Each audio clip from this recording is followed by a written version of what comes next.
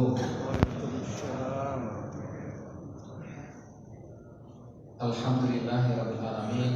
Allahumma shalli ala Muhammadin wa ala alihi washabihi ajma'in. Qala Allah Ta'ala fi kitabil karim, a'udzu billahi minasyaitonir rajim. Ya ayyuhalladzina amanu la tulhikum amwalukum wala auladukum an dzikrillah wa may yaf'al dzalika fa ulaika humul khasirun. Shadaqallahu adzim. Jamaah salat subuh yang dicintai Allah, kita bersyukur Allah berikan kesehatan kita pagi hari ini. Kita bisa bersujud kepada Allah. Tidak ada keindahan yang lebih indah dari indahnya ketika kita sujud kepada Allah Subhanahu wa ta'ala. Salawat serta salam semoga tetap dilimpahkan kepada Rasulullah Sallallahu Alaihi Wasallam. Jamaah sekalian, ini Ramadan sudah semakin dekat, alhamdulillah ya. Hari ini hari Ahad, tanggal berapa Mas? 4 April. Oh iya, 4 April. Kalau yang diingat adalah 4 April, berarti rekeningnya terisi tiap awal bulan ya. Semoga infak kita terus semakin besar, amin. Kalau bulan Ramadan, maka yang diingat adalah sekarang bulan Syaban ya. Tanggal berapa? Nah, kata Rasulullah, "Dzaka syahrun yaghfurun nas." Itu adalah bulan yang sering dimakan oleh banyak orang. Antara Rajab dan Ramadan, yaitu bulan Syaban ini. Sampai lupa tanggal berapa itu ya. Yang diingat tanggal 4. Padahal sekarang adalah tanggal 21 Syaban. Sehingga pekan depan insyaallah kita akan masuk pada bulan Ramadan. Persiapkan 5 hal. Persiapkan mental, spiritual, intelektual, finansial, dan fisik personal. 5 hal ya. Dicatat anak muda. Mana anak mudanya? Di share di grup jamaah ya. Persiapan Ramadan 5 hal. 1 adalah persiapan mental, yaitu harapan semoga betul-betul Ramadan ini adalah hari spesial. Spesial itu kalau emak-emak bilang Ustaz, hari spesial adalah hari pernikahan itu Ustaz. Nah, kira-kira itulah. Anda sebelum nikah ingat terus kan ya? 1 bulan lagi, 1 pekan lagi, 3 hari lagi gitu ya. Sehingga jadikan sebagai spesial sampai hari itu juga adalah hari spesial. Jadi harapan kita semoga Ramadan ini adalah Ramadan spesial untuk kita semuanya ya. Tidak ada sesuatu yang buruk di dalam bulan-bulan Ramadan seperti hari spesial kita ya. Makanannya asin pun gak apa-apa kan gitu ya. Awal ketemu dengan istri Pak ya. Kayak apapun makanannya anggap enak semuanya sudah. Kira-kira itulah Ramadan ya. Bahagia, senang. Jamaah sekalian, mental ya. Lalu spiritual, kita sudah puasa Syaban kemarin ya. Anak muda yang masih belum puasa ya. Jangan sampai tidak puasa bulan Syaban ini. Mental, spiritual, intelektual ya. Belajar tentang fikih puasa. Keempat, finansial. Finansial itu berarti uang ya. Siapkan infak-infak kita nanti untuk bulan Ramadan. Ya banyak pengeluaran sama.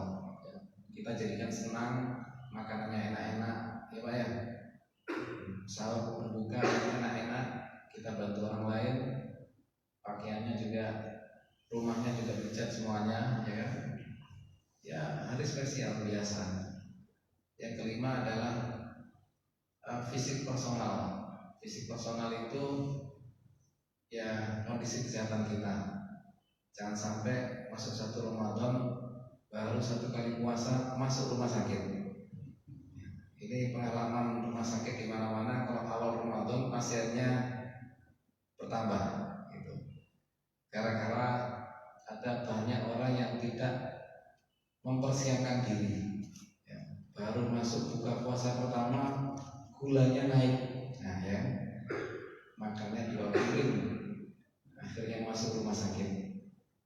Ya, cuma sekalian, mental, spiritual, intelektual, finansial, dan fisik personal kita masing-masing. Oke, itu sebagai pembukaan pada kajian sirah hari ini.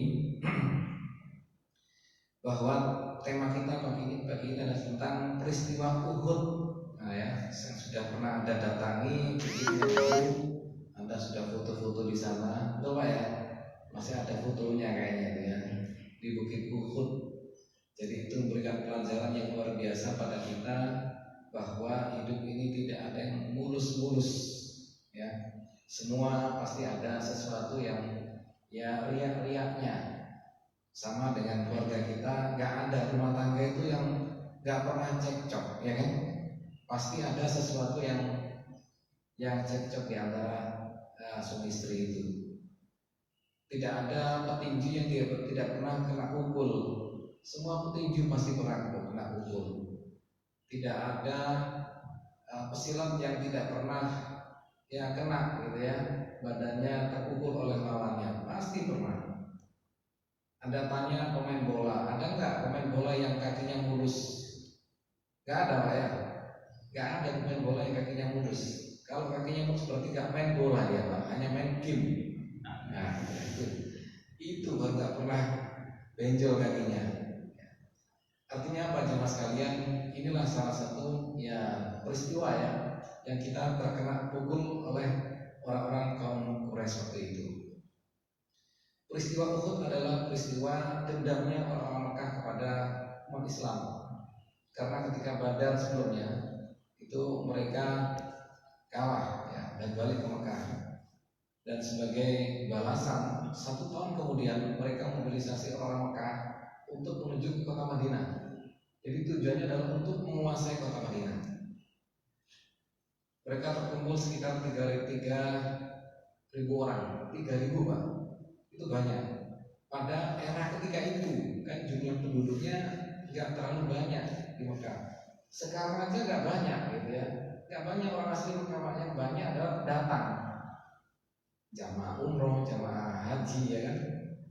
Anda datang ke sana, para pelayan-pelayan ya pekerja-pekerja hotel itu banyak di Mekah sekarang. Tapi asli Mekah kan sedikit. Ya. Nah, ketika itu mereka bisa mengutus sekitar 3.000 orang, itu luar biasa banyaknya. Dan mereka punya misi yaitu sama, yaitu membalas dendam atas kekalahan ketika peristiwa Badar sebelumnya. Ini terjadi pada tahun 3 Hijriah, 3 tahun setelah hijrahnya Rasulullah ke kota Madinah. Maka Rasulullah ketika mendengar berita ini langsung bersiap-siap. Kaum muslimin siap-siap. Ini info mereka bergerak dari Mekah menuju Madinah. Sasarannya adalah Madinah. Ya mas kalian, perkumpulan umat Islam ketika itu di Madinah waktu itu penduduknya lebih sedikit dari Mekah. Memang lebih sedikit karena Mekah ini kan tempat berkumpulnya orang Arab. Ya, jadi kalau ada perjalanan mana kemana gitu mesti mampirnya di Mekah. Ya, sampai Abu Hamiri kan gitu ya. Ini Mekah kok jadi tempat berkumpulnya orang-orang. Nah, sana penduduknya lebih padat, sementara Madinah lebih sedikit. Umat Islam apalagi baru 3 tahun masuk situ Rasulullah, sehingga mengumpulkan sekitar 1.000 orang.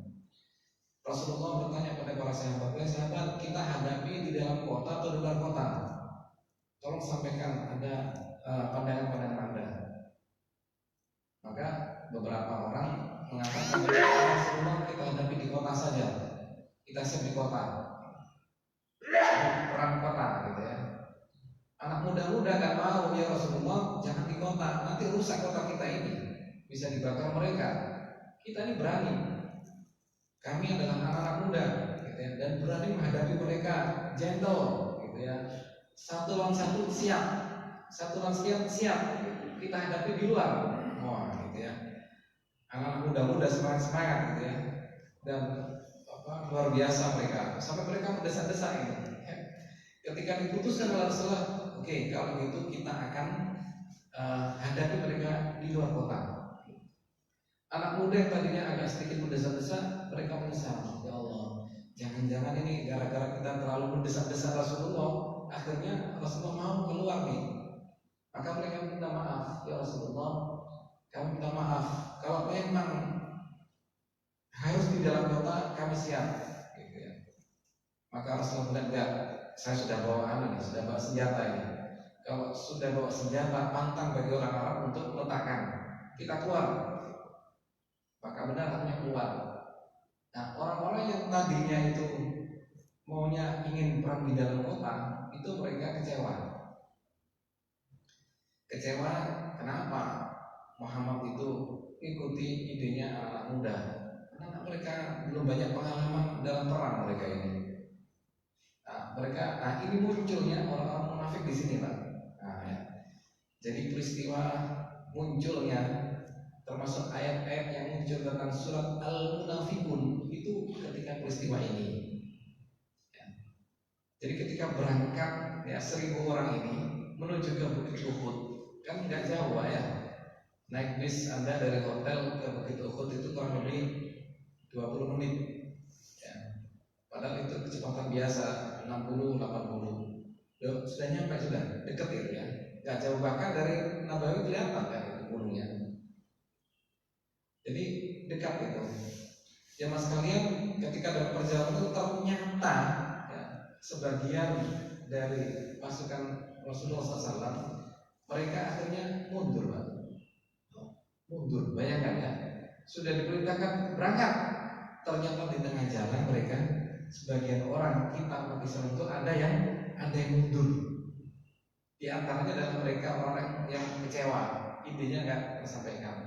Makanya nggak boleh kita itu kecewa, Pak. Dalam apapun, dalam panitia, takmiran, sekolahan, apa saja itu nggak boleh.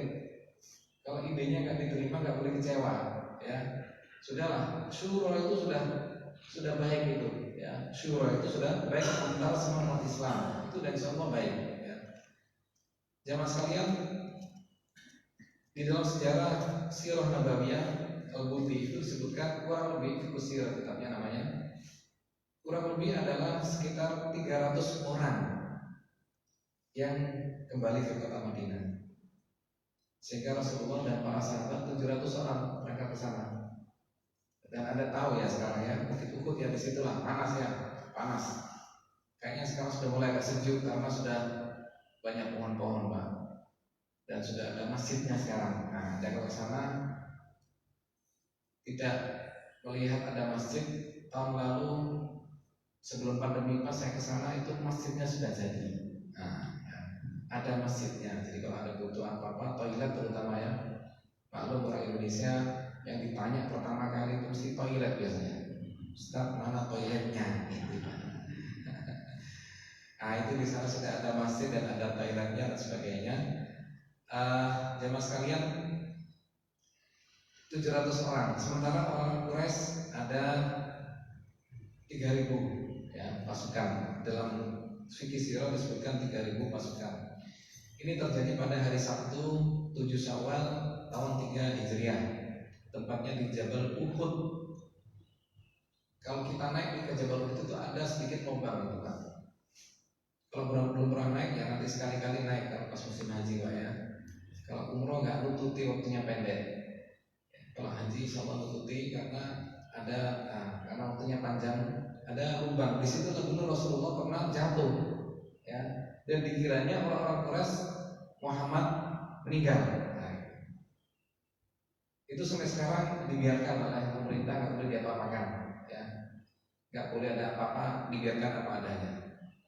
Kaum muslimin dipimpin langsung oleh Rasulullah SAW. Rasulullah waktu itu usianya 55 kurang lebih ya. 40 tahun ditambah 12 ditambah 3 berarti 55. 55 tahun memimpin sebuah pasukan, Pak. Makanya jenengan yang masih usia 50 berapa itu jangan merasa tua. Jangan merasa tua. Rasulullah ketika pertama kali peristiwa Badar itu aja usianya 54 tuh. Kemudian 55, 56 dan sebagainya itu usia-usia begitu ya. Kalau orang Surabaya 40 tahun sudah merasa tua itu, Pak. Nah, itu ya. Sehingga banyak alasan, sering banyak gosok minyak. Ya. Minyak apa? Minyak telur ya. baru 40 tahun, 50 tahun lebih lagi minyaknya tambah lagi gitu ya. Itu Rasulullah yang angkat senjata itu kan mulai dari usia 52 tahun ke atas gitu. Bayangkan ya, usia-usia segitu itu mimpin di lapangan. Padahal ya orang sekarang usianya udah tua kan gitu ya. Bagi Rasul enggak ada istilah tua. Hidup ini sebentar, selama ada kekuatan kita gunakan gitu. Maka nggak boleh merasa tua ketika usia-usia 55 tahun Pak ya, insyaallah. Ya, ingat-ingat ya. Ingat-ingat tidak boleh merasa tua. Rasulullah memimpin ini dalam usia-usia segitu. Ya. Oke. Orang Quraisy dipimpin oleh Abu Sufyan bin Harb ya. Sebab peperangannya adalah balas dendam mereka terhadap umat Islam. Bukit Uhud ya. Di sana ada Jabal Rumat namanya ya. Jabal Rumat itu, Rumat artinya adalah para pemanah. Jamak dari Romin, orang yang memanah. Rumat itu jamaknya. Jadi di Jabal itulah yang agak pendek Pak ya. Yang Anda pernah di sana dan ditunggu oleh teman-teman yang lainnya. Nah, ini salah satu fenomena ini ya. Dikasih tahu oleh teman-temannya, jangan lama-lama, sekian menit kita di sini. Wah, ada yang naik ke Jabal Rumat nggak balik-balik Pak. Masih ditunggu sama teman-temannya gitu ya. Memang ya jalan kaki biasa lah. Memang nggak terlalu tinggi ya. Nah, disitulah dulu Jabal Rumat itulah ada orang-orang yang diamani Rasulullah. Anda di sini jangan kemana-mana. Apapun yang terjadi, Anda tetap di sini. Nah, gitu ya. Pesan Rasulullah. Abdullah bin Jubair ketuanya ini. Abdullah bin Jubair Anda ketuanya. Ini bawa teman-teman ini ya. Jangan kemana-mana, Anda tetap di sini. Apapun yang terjadi, Anda di sini. Ya. Ketika Quraisy datang, Anda harus siap untuk melindungi saudara kita di bawah. Siap, siap ya. Oke. Mas Rasulullah rahimahullah, 1000 orang melawan, ya 3000 orang melawan 700 ya. Oke. Mereka membawa 3000 orang, 3000 unta ya, dan 700 baju besi. Nah, baju besi sudah ada. Jemaah sekalian, ada fenomena menarik ya. Satu adalah Handolah. Handolah ini adalah sahabat Rasulullah baru nikah. Baru nikah dan hubungan dengan istrinya, belum sampai untuk mandi Pak. Ternyata dapat perintah dari Rasulullah, kita berangkat Pak. Belum sempat mandi Pak tadi. Dan ketika berangkat sampai di sana, pas berhadapan dengan orang-orang Quraisy, lalu meninggal. Belum sempat mandi, ya. Ya Allah, orang sekarang gak bakalan gitu, susah Pak ya, susah uzur gitu ya. Uzurnya macam-macam, dikit-dikit uzur, ada tamu satu, ada tamu kok uzur tidak sholat jamaah. Mestinya adalah tamunya diajak sholat sekalian, gitu loh, betul Pak ya? Ini adzan, ayo kita sholat di masjid, gak jauh dekat kok, dekat kan? Gak sampai 1 kilo. Ya, orang desa itu bilang dekat 1 kilo, orang desa loh ya. Dekat 1 kilo, ternyata 5 kilo. Gitu ya. Ya nggak apa-apa lah, 1 kilonya orang kota nggak sama dengan 1 kilonya orang desa gitu ya. Jadi uzur-uzur itu jangan dicari-cari alasan. Ya. Ada meeting, yang meetingnya dihentikan lah. Saya termasuk apresiasi kepada seorang bupati ya, mana kemarin itu memberikan surat edaran seluruh ASN yang beragama Islam kalau azan semuanya berhenti sholat jamaah, betul Pak ya? Nah, sudah di-share di grup Anda ya. Saya hormat pada orang itu, luar biasa ya. Jemaah sekalian, itu Hanzalah ya, maka dia disebut sebagai wasilul malaika. Wasil itu orang yang dimandikan oleh para malaikat. Ya Allah, luar biasa ya. Belum sampai di akhirat sudah dimandikan oleh malaikat. Nah, kan itu Pak ya. Ini luar biasa. Yang kedua adalah Rafi bin Khudais dan Samurah bin Jundab, usia 15 tahun. Rasulullah lihat masih 15. Enggak boleh. Yang lain masih banyak. Ini generasi akan datang ini. Yang lain masih banyak, saya berangkat. Nangis orang dua ini Pak. Sang Rafi sama Khudais sama-sama nangis, kecewa. Lantas Rafiq minta tolong pada orang tuanya, Pak, tolong sampaikan pada Rasulullah, saya ini bisa memanah dan pangan saya ini selalu tepat gitu. Jangan meleset dan saya siap ya untuk menghadapi orang Quraisy. Itu Pak, semangatnya luar biasa. Akhirnya disampaikan, ya Rasul, ini Rafiq ini dia manahnya selalu tepat. Boleh dicoba gitu ya. Akhirnya kata Rasulullah, ya udah, silakan ikut. Saudaranya Samurah bin Jundab merasa iri, ya, loh, Rafiq kok boleh, saya nggak boleh. Menghadap langsung pada Rasulullah, ya Rasulullah, demi Allah, saya kalau disuruh untuk menghadapi Rafiq bisa saya banting dia itu, katanya gitu ya. Saya bisa banting orang seperti itu. Artinya saya punya fisik yang kuat, meskipun 15 tahun, tapi saya nggak kalah ini. 15 tahun itu kira-kira SMP Pak ya. SMP atau SMA lah, kelas 1 ya. Nah itu kira-kira itu. Tapi badannya besar ya. Orang Arab, apalagi Arab ya, tahu kan? Arab itu kan besar-besar, tinggi-tinggi. Beda dengan kita ya, agak-agak sedikit pendek. Mereka besar-besar, tinggi-tinggi, makanannya kambing kan itu, unta, sehingga pertumbuhannya cepat mereka itu. Zaman sekalian, karena merasa Samurah ini kuat, dan Rasulullah akhirnya mengizinkan. Ya sudah, saya izinkan. Nah, dua-duanya perang. Satu lagi adalah Anas bin Nadhr. Anas bin Nadhr ini adalah seorang sahabat yang ketika mendengarkan Rasulullah meninggal dunia, maka dia berharap kalau beliau meninggal dunia, untuk apa kita hidup? Nah, gitu ya. Akhirnya memberikan semangat. Jadi ketika ada info Muhammad telah meninggal dunia, yang lainnya kan pada down, Pak ya. Pemimpinnya sudah kena. Sementara dia masih ngasih jawaban, wahai kaum muslimin, kalau Rasulullah itu sudah tidak ada, meninggal dunia, untuk apa kita hidup? Maju, katanya gitu. Wah, dia berangkat, ini memberikan semangat pada yang lainnya untuk maju lagi. Nah, gitu. Sehingga turunlah ayat, A'udzubillahi minasyaitonir rajim, minal mu'minina rijalun shadaqu ma ahadullah alaihi faminhum man qada nahbahu wa minhum man yantazir. Surat Al-Ahzab ayat 23.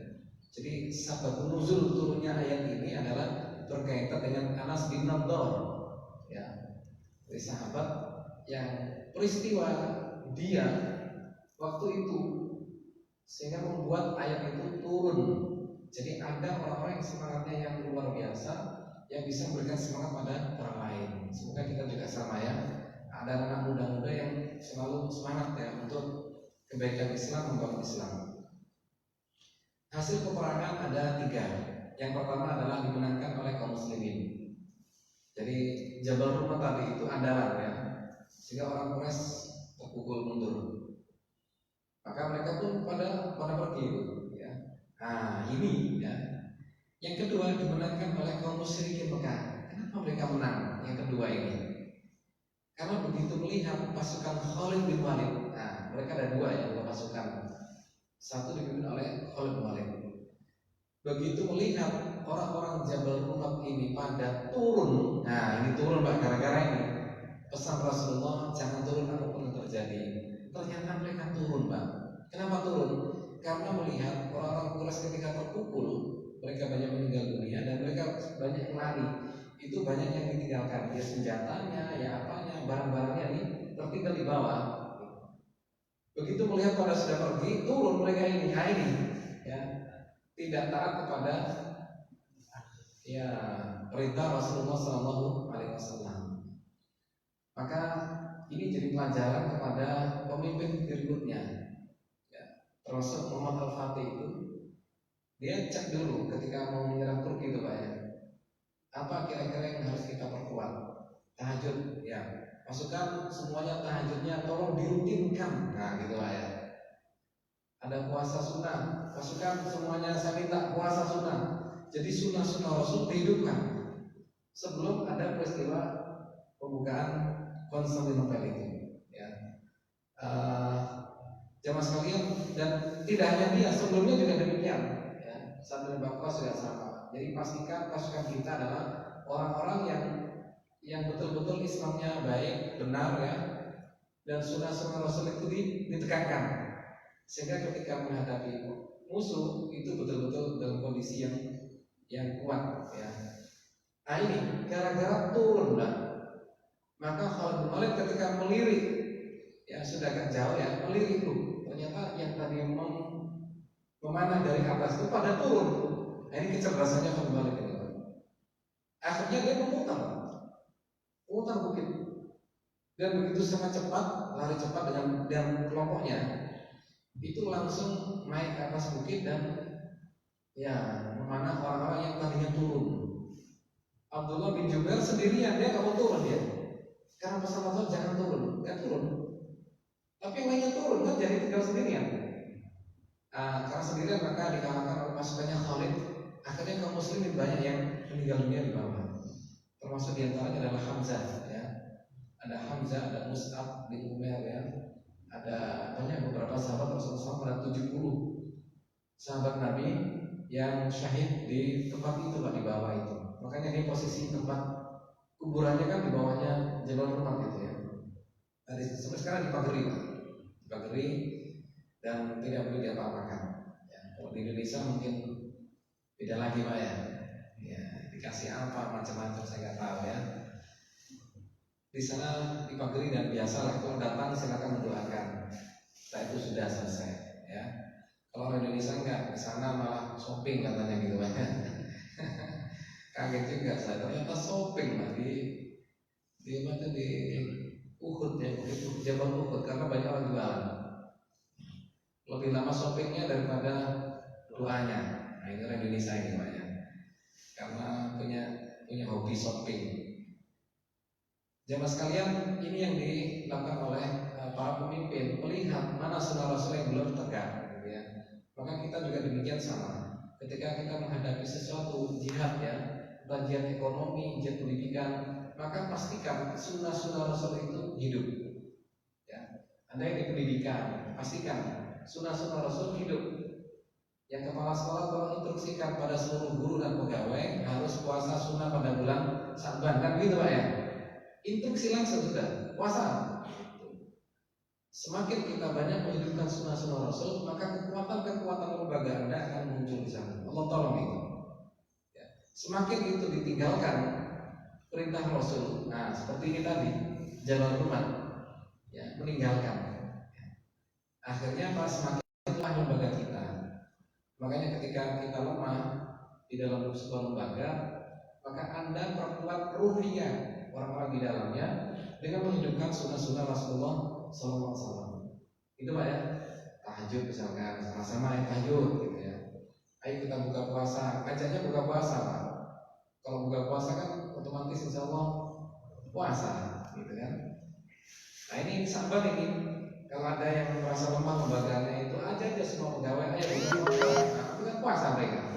Meskipun nggak puasa urusan masing-masing, intinya kita sudah memberikan kekuatan ruhiyah pada mereka untuk menunaikan sunnah Rasulullah SAW. Jadi salah satu kunci kekuatan adalah tegakkan sunnah Rasulullah SAW, perintah-perintah Rasulullah.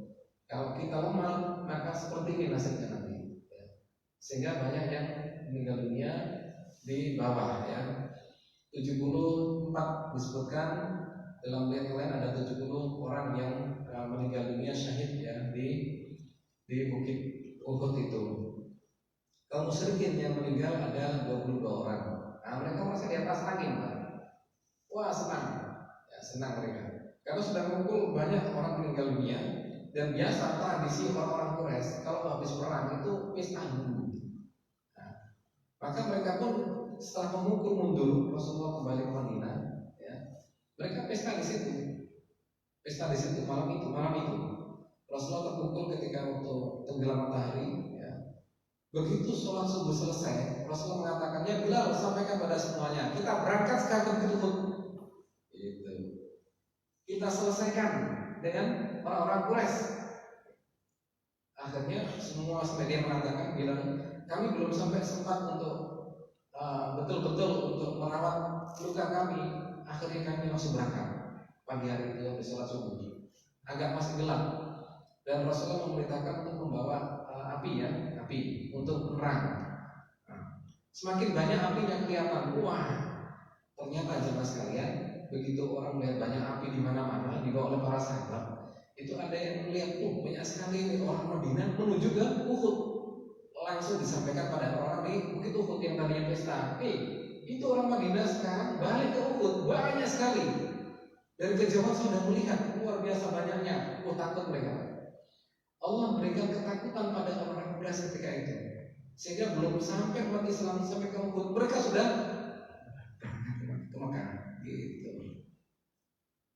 Maka ketika sampai kaum muslimin di Uhud, tidak mendapati orang Quraisy, sudah habis.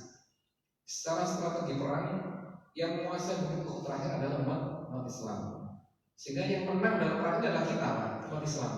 Cuma memang ada kerugian yang lebih gitu ya daripada musuh. Kalau kemenangan kita, kalau dikatakan yang menang orang Quraisy, otomatis mereka menang lalu menyerang Madinah, habis kita. Allah tetap jaga kita semuanya. Allah berikan kemenangan kepada kita, meskipun kita banyak korban lebih banyak daripada mereka. Sehingga tahap ketiga adalah kita yang mendapatkan kemenangan, karena Bukit Uhud itu dikuasai umat Islam pada akhir-akhir perang ini.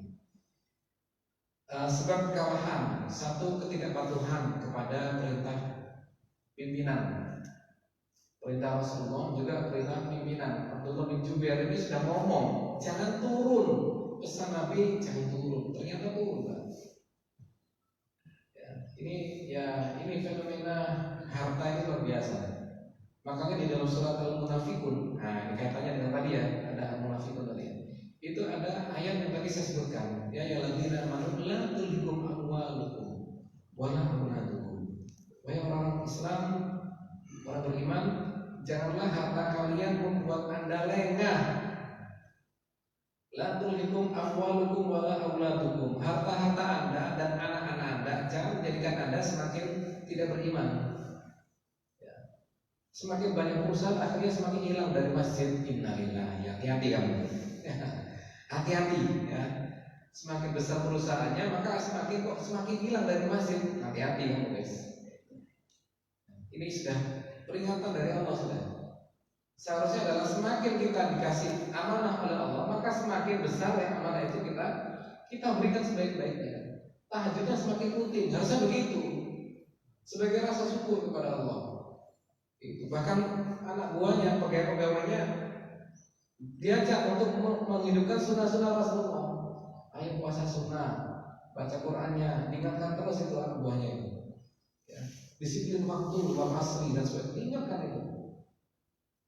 Ya mas kalian ya, hati-hati kalau kita semakin banyak harta, kok ternyata semakin banyak yang kita tinggalkan agama ini, hati-hati kehancuran. Amwalukum wala auladukum, anak-anak kalian. Nah ya. Kenapa gak jamaah?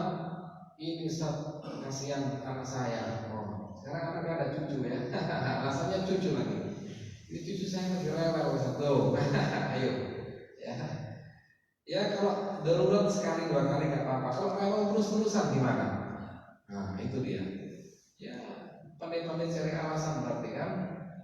Jamaah sekalian, hati-hati anak kita, cucu kita, jangan justru menjadikan kita jauh dari Islam. La tulhikum amwalukum. Surat apa itu? Surat Al-Munafikun ya, ayat 8 atau 9. Anda lihat. An-dzikrillah, dari ingat kepada Allah. Ya. Jangan malah jauh, ajak mereka sudah. Ya.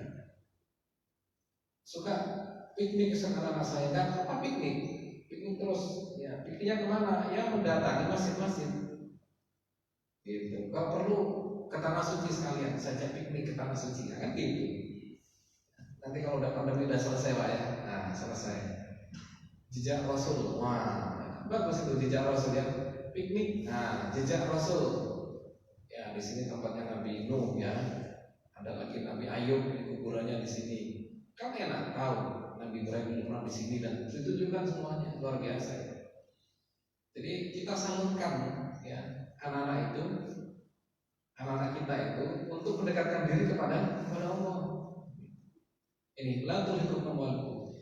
Jadi sahabat-sahabat Rasulullah itu ternyata ada yang terpeleset ya, melihat harta jatuh. Maka orang sekarang gitu ya, kalau waktu itu saja ada orang yang terpeleset, maka bisa jadi sekarang juga sama. anak-anak kita, adik-adik kita gitu ya, diiming-imingi ini dan itu, mau mereka belum. Awas, ini adalah celah untuk kejatuhan, hati-hati. Kalau sampai anak-anak kita ada yang terpeleset seperti para sahabat ketika itu yang jatuh ya, untuk urusan harta, kan dikasih duit, dikasih lahan ya Pak ya, dikasih jabatan, itu kadang-kadang ya namanya anak muda kan ya, baru nikah, belum punya pekerjaan yang tetap, dikasih jabatan, apa enggak apa ya Pak? Iya, apa enggak silau kan begitu Pak ya? Baru nikah Ustaz, belum punya pekerjaan tetap kan gitu ya, dikasih lahan, apa enggak langsung ya. Tugas kita apa? Ingatkan terus itu, hati-hati. Ini adalah celah kejatuhan. Celah kejatuhan sebagaimana. Oh ya, masih ada waktu ya Pak ya, sebentar. Celah kejatuhan sebagaimana terjadi pada peristiwa Uhud. Gitu. Maka hati-hati anak-anak kita, adik-adik kita, perlu kita kasih nasihat Pak. Kalau yang ngasih nasihat satu Pak itu kata-kata, ya nggak nendang. Tapi nek satu jamaah ini ngasih nasihat semuanya. Ya, saya juga sama, keluarga saya ada yang WA ke saya. Tolong itu dia ingatin itu, jangan mau masuk angin, masa disuruh dikasih jabatan kok jadi begitu gitu. Saya balas ini PR bersama, ayo kita tausiah sama-sama. Saya bilang gitu. Saya kasih nomor HP-nya ini loh. Nah, ayo tausiah sama-sama. Kita tidak tahu dari mana pesan itu akan masuk kepada saudara-saudara kita yang masuk angin itu, Pak ya. Dan sebagainya. Semoga Allah berikan kesadaran pada saudara kita yang masuk angin ya dalam urusan harta. Oke, lanjut. Ini beberapa syuhada ya, ada 70 nama-nama dan itu bisa kita lihat di banyak buku sejarah dan banyak ayat turun dalam masalah ini. Ada fenomena yang pertama adalah fenomena ketaatan sudah. Ada 3 pelajaran Pak. Satu adalah ketaatan pada Rasulullah, itu adalah cinta dunia, hati-hati. Yang ketiga adalah fenomena al-munafikun. Jadi fenomena munafik itu adalah real terjadi, bukan fiktif. Bukan fiktif tapi betul-betul terjadi. Sampai ada surat namanya surat al-munafikun. Dan itu terjadi. Ibnu Katsir juga membahas masalah surat ini Pak. Sampai muncul di situ nama orang, namanya Abdullah bin Ubay bin Salul. Muncul itu namanya dalam kitab tafsir, kitab sejarah dan sebagainya. Beberapa ahli sejarah menyebutkan dia adalah Roisul Munafikin. Rois itu kepalanya orang-orang munafik di kota Madinah, gitu Pak. Dan kekuatannya adalah sepertiga umat Islam ketika itu ya Pak ya, sepertiga pasukan umat Islam. 300 dari 1000. Waktu itu ya, era itu, dan ada orang yang real ya. Fenomena al-munafikun. Semua orang tahu, sampai anaknya lo tahu. Ngerti bapaknya munafik, tapi anaknya iman. Imannya luar biasa baik dan gak diragukan. Rasulullah tahu betul. Rasulullah tahu. Dalam sebuah peristiwa namanya peristiwa Bani Mustalik namanya ya. Umat Rasulullah dan para sahabat itu pulang ke Madinah. Ternyata ada celetukan yang menyakitkan. Surat Al-Munafikun juga ini. Dan itu celetukan itu adalah muncul dari orang munafik. Dan Allah sampaikan di dalam surah Al-Munafikun bagian akhir, lahir raja'na ilal madinati la yukhrijannal a'azzu minal adab. Ini ayat ya. Celetukan orang munafik yang tidak suka pada Rasulullah ya. Lahir raja'na ilal Madinah, kalau kami nanti sampai di kota Madinah, maka orang-orang yang lemah-lemah akan terusir oleh orang-orang yang kuat-kuat gitu. Orang-orang yang hina akan diusir oleh orang-orang yang terhormat. Begitu. Waktu itu umat Islam tahu ini adalah kata-kata sindiran yang itu melecehkan Rasulullah SAW. Marah akhirnya. Anaknya marah. Anaknya Abdullah bin Ubay bin Salul itu marah. Datang pada Rasulullah, kalau memang ini ada rencana kita akan membunuh bapak saya, maka izinkan aku saja, jangan orang lain. Jadi anaknya tuh siap untuk membunuh orang tuanya. Ya, gara-gara menghina pada Rasulullah SAW dengan kata-kata itu. Gitu. Apa kata Rasulullah? La bal natarafaqu bihi wa nusil subbatahu ma baqiya ma'ana. Ini sabda Rasulullah ada di dalam tafsir Ibnu Katsir. Tidak, kita gak ada rencana untuk membunuh orang tuamu. Bal natarafaqu bihi, tapi kita biasa saja berbuat baik kepada dia dan selalu menjaga hubungan baik dengannya selama dia bersama kita. Begitu Pak ujar Rasulullah. Padahal tahu anaknya ini sindiran yang melecehkan Rasulullah. Gitu. Ini menunjukkan iman anaknya yang luar biasa dan menunjukkan bahwa peristiwa itu Rasulullah tidak ingin ada kasak kusuk untuk membunuh sahabatnya sendiri. Dan dia dalam sabda yang menyebutkan saya tidak ingin ada info bahwasanya Muhammad membunuh sahabatnya sendiri. Munafikun. Sholatnya sama-sama sholat, ini tapi juga habis jihad juga sama-sama, kan begitu? Sholatnya sama, puasanya sama, kan begitu? Tapi Pak ya, tapi hatinya tidak sama. Hatinya itu malah menjatuhkan umat Islam. Itu ketika itu Nabi masih hidup, ya Pak ya, itu terjadi. Apalagi, nah itu. Ada model-model itu akan ada. Itulah ya namanya dunia gitu ya. Akan terus berputar dengan hanya beda orangnya. Perannya sama gitu ya. Sholat ya puasa, tapi gitu ya. Omongannya itu merendahkan. Waktu itu merendahkan Rasulullah ya. Tahu anaknya. Umar juga ngomong, ya Rasulullah, ini orang nggak beres ini. Kalau engkau izinkan aku bunuh dia, begitu. Ya satu tempat ya. Orangnya kan keras ya, tegas gitu. Aku bunuh dia. Kata Rasulullah, jangan. Itu jemaah sekalian ya. Jadi fenomena ini adalah fenomena al-munafiqun real, dan itu mungkin terjadi pada era-era seperti kita ini. Tugas kita apa? Natarafaqu bihi. Kita tetap berbuat baik kepada mereka. Jangan dilecehkan, enggak baik. Biarkan itu usaha dengan Allah sudah. Ustaz, kita dihina dan sebagainya, sudahlah. Nanti kalau memang itu dihina kita, jemaah sekalian, kalau memang berkaitan dengan hukum ya selesaikan hukum aja sudah. Ya kan? Kalau ada hukumnya, selesaikan hukum. Kalau tidak ada, ya sudahlah. Hanya Allah yang tahu. Gitu. Jemaah sekalian, maka mari ya. Kanan kiri kita sudah sangat terang benderang, ya kan ya. Beberapa mungkin saudara kita yang memiliki sifat-sifat itu. Nifak namanya ya, nifak. Dan nifak ini bisa sembuh Pak. Dari 300 orang itu banyak yang kembali pada Islam. Akhirnya betul-betul bersama Rasulullah gitu. 300 kan itu yang tadinya tidak jadi perang Uhud itu ternyata belakang mereka itu akhirnya bersama-sama terus ya. Jadi bukan diperangi. Padahal sahabat ketika tahu ada pasukan balik itu mereka para sahabat marah ya. Surat apa ini namanya? Nah ini, surat An-Nisa 88. Ketika para sahabat tahu ini kok ada yang mundur dari peperangan Uhud ini, nanti awas kalau pulang kita habisi, gitu. Sebagian sahabat begitu. Yang lain nggak jangan sudah biarin aja lah. Gitu. Jadi ada 2 kelompok sahabat yang berangkat ke Uhud waktu itu. Satu akan menghabisi orang-orang yang mundur dari perang itu. Yang satu lagi adalah membiarkan. Maka Allah tegur surat An-Nisa 88. Famalakum fil munafiqin fi'atain. Ya, mengapa kalian terhadap orang munafik itu ada dua? Ya, ada dua kelompok. Gitu. Teguran, nggak usah dipikir gitu. Fil munafiqin. Jadi Allah sendiri menyebut orang-orang yang tidak berangkat itu adalah munafiqin. An-Nisa 88 Pak ya. Bukan ahli sejarah menyebut, tapi adalah Allah sendiri. Yang tadinya berangkat gak jadi itu fil munafiqin. Kata-kata munafik Allah menyebutkan langsung.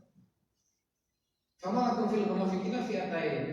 Jangan ada berpecah belah menghadapi orang munafik. Harus satu suara, begitu. Itu teguran Allah di dalam surat An-Nisa ayat 88. Sekali lagi adalah real, jemaah sekalian. Real. Dan nifak ini bisa sembuh. Nifak ada 2 Pak ya. Nifak i'tiqadi dan nifak amali. Nifak i'tiqadi itu hatinya, masalah hati. Memang hatinya sebenarnya itu nggak kepingin Islam, cuma karena kepepet aja mau nikah barangkali ya, orang tahu, atau cari pekerjaan. Ada tahu Ustaz guru-gurunya ya, itu ngakunya Muslim itu waktu di Mekah. Di Mekah Pak, ini orang Belanda, ya kan ya, belajar tentang studi keislaman. Tesis atau penelitiannya waktu itu adalah tentang Mekah. Lalu bekerja di Jeddah, karena ini masuk Mekah soalnya. Penelitiannya tentang Mekah gitu ya, dan nggak bisa masuk kota Mekah karena dia bukan Muslim kan gitu ya. Hanya bekerja di Jeddah sebentar, lalu menyatakan diri masuk Islam. Akhirnya diizinkan masuk ke kota Mekah selama 6 bulan di sana, terus keluar dia. Gitu. Kan kepepet karena penelitiannya beres dalam pekerjaan dan sebagainya. Yang akhirnya Pak bekerja sama dengan pemerintah Belanda untuk menghabisi saudara kita di Aceh. Aceh itu kuat Pak. Tidak bisa itu Belanda menyelesaikan meredupkan orang Muslim di Aceh. Begitu datang stop ini, tahu dia rumahnya di mana. Gitu. Mereka berkumpul ketika sholat. Nah, gitu kan Pak ya. Tokoh-tokohnya siapa? Yang pakai kopiahnya putih. Ya. Ini adalah rata-rata haji yang itu ya. Dan ini yang harus kita pegang. Begitu Pak. Dia betul definisikan betul kekuatan Islam itu kepada orang Belanda. Disampaikan. Dan Belanda mengikuti apa yang kata Islam. Habis akhirnya jatuhlah Aceh ketika itu. Selesai Aceh jatuh, akhirnya balik lagi ke Belanda dia. Dan kembali ke agama semula. Gitu. Asli Pak, ini munafik tulen ya Pak ya, yang balik ke agama mereka, ngaku Muslim ya. Supaya penelitiannya selesai, supaya pekerjaannya selesai, dan kerjasama dengan pemerintah Belanda ketika itu. Ya Allah, sampai nikah juga tuh di Jeddah yang nikah. Lalu setelah nikah di Jawa Barat ya, 2 kali. Balik ke sana nikah dengan orang Kristen di Belandanya ya. Dengan Nasrani, nikahnya dengan Nasrani. Yang di sini ditinggal sudah. Itu yang di Bandung itu ditinggal. Punya anak dia, turunan ada. Tuh. Ya. Ya kenapa? Karena orang pandang ini pernah ke tanah suci kan di rumah ya. Orang tidak tahu di antara kita itu pernah ke tanah suci, bahasa Arabnya lancar, bahasanya lancar. Jangan dikira bahwasanya mereka itu nggak bisa apa-apa, bisa lah. Saya sendiri punya kenalan profesor, bahasa Arabnya lebih lancar dia, ya, atau mungkin sama lah dengan saya gitu ya. Dengan para alumni Timur Tengah itu rata-rata sama. Ini profesor orang Jerman, tapi bukan Muslim. Nah, dia terang saya nggak Muslim, itu fair berarti kan ya. Kalau ketemu saya bahasa Arab terus, nggak pernah bahasa yang lain. Gitu. Saya sekali kesana ke Jerman, ya ketemu dia di sana. Itu non Muslim, dia fair. Yang repot adalah seperti Snok ini, bahasa Arabnya lancar, ngaku Muslim, kan repot. Yang dinikahi di Bandung juga Muslim, main, ya Allah. Karena apa? Karena sebuah ini intikodi. Ini adalah nifaq intikodi, akidahnya jelas nifaq. Tapi yang satu lagi adalah nifaq amali. Amali itu adalah perbuatannya. Jadi hatinya tetap Muslim, tapi perbuatannya itu seperti perbuatannya orang-orang munafik. Yang ini disebutkan oleh Rasulullah, ayatul munafiki salas. Tanda-tanda orang munafik ada 3. Apabila berbicara dia dusta, apabila berjanji dia akan ingkar, jika diberi amanah berkhianat, ya amanahnya nggak ditunaikan, malah dipakai untuk mencari proyek. Kan repot Pak ya, cari proyek gitu ya. Ya Allah, amanah untuk cari proyek itu kan bahaya. Ini adalah karena urusan dunia dan sekalian. Kenapa dia cari proyek? Kenapa ini? Karena adalah masalah-masalah dunia, bukan diniatkan untuk membuka peluang dakwah. Makanya diingatkan, kalau hanya untuk mencari dunia tidak usah begitulah. Jualan bubur aja lo bisa. Saya punya keponakan Mbak, lulusan S1 Winsa. Ya, hanya jualan bubur saja, income-nya 60 juta di bulan. Terus ponakan saya, jadi saya tahu betul itu ya. Saya diajak, ayo gitu. Kita jualan bubur aja, 60 juta kalau kalian profesor. Profesor nggak sampai segitu, gitu. Cuma nggak boleh sama kakak saya ya. Nggak boleh kamu Kalau kamu jual bubur gak akan ceramah nantinya. Ya kan bisa kemana-mana, bangun jam 2 malam, ya kan sudah bekerja mulai, ya kan bisa khutbah di atau ceramah di mana ini? Ya bikin SD, karena ngurusi buburnya itu tadi. Pagi hari sudah jualan. Itu jamaah sekalian ya. Kalau ngurus dunia banyaklah peluang itu, sangat banyak sekali peluang. Tetapi bagaimana kita membuka peluang untuk dakwah? Ya. Teman-teman kita, anak-anak kita, adik-adik kita harus kita ingatkan. Anda memutuskan ambil ini, ambil itu, pastikan keputusan Anda adalah bagaimana ini adalah peluang dakwah untuk kebaikan Islam, untuk kebaikan umat Islam. Anda buka sekolahan TPQ atau SD atau apa, hal dari awal itu diniatkan ini adalah untuk kebaikan Islam dan kebaikan umat Islam. Jangan untuk membuat pekerjaan gitu Pak ya, mencari income, bahan itu kurang baik ya, kurang baik. Jadi guru itu kalau niatnya adalah untuk apa, maisha, itu berapa? Mentalitasnya berapa? Ya, karena jadi guru kan ya nggak seberapa. Ya. Mendingan kalau masalah ekonomi, bisnis kalian. Gitu. Tapi guru siapa yang ngajarkan dan begitu? Nah, yang benar adalah diluruskan niatnya. Insya Allah bab ekonomi itu Allah sudah catat sebelum kita lahir. Betul Pak ya? Allah catat itu, gak sama tuh. Semakin kita bersyukur Allah tambah nanti itu. Betul Pak ya? Semakin bersyukur Allah kasih gak sama tuh. Yang terpenting adalah luruskan niat bahwa apa yang kita putuskan adalah untuk kebaikan umat, untuk kebaikan Islam. Menjadi guru adalah demi anak-anak, demi umat Islam di situ. Itu luar biasa sekali. Tidak akan dilupakan oleh banyak orang, dan ilmunya bisa ngalir, Pak. Ilmu jariah gitu. Karena dia sepenuh hati ikhlas dan akan diingat oleh murid-muridnya. Saya punya guru luar biasa hebat gitu ya. Ikhlasnya luar biasa, kata-katanya itu betul-betul menyentuh hati. Kan gitu Pak ya. Kalau guru yang hanya orientasi masalah income gitu ya, wah pasti susah untuk berikan dorongan ruhiyah, susah.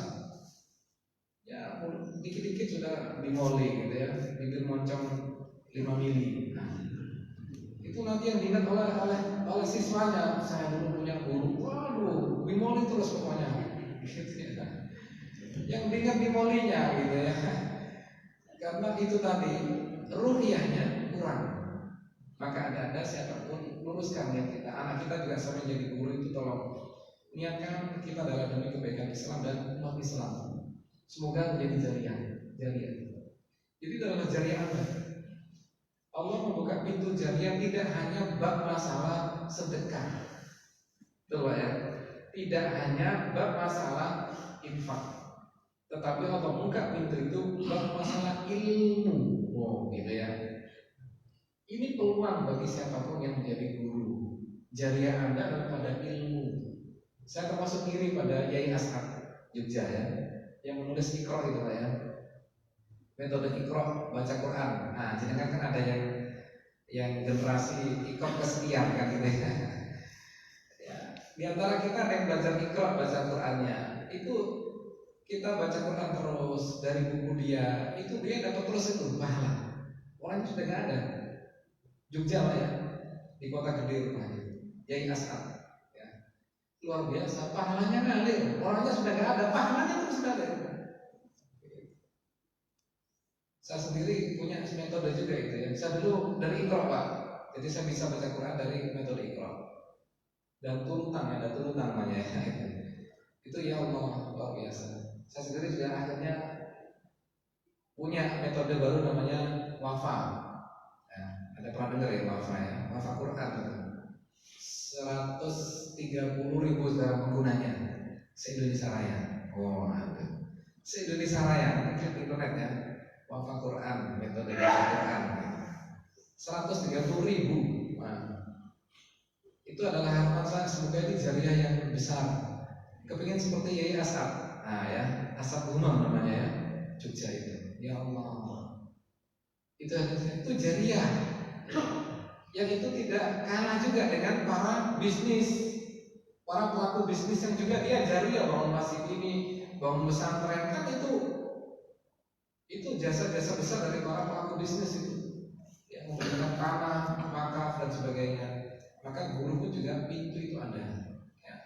Baik, jemaah sekalian, ini apa? Saya yakin fenomena munafikun tidak akan muncul manakala hati kita benar, hadirin sekalian.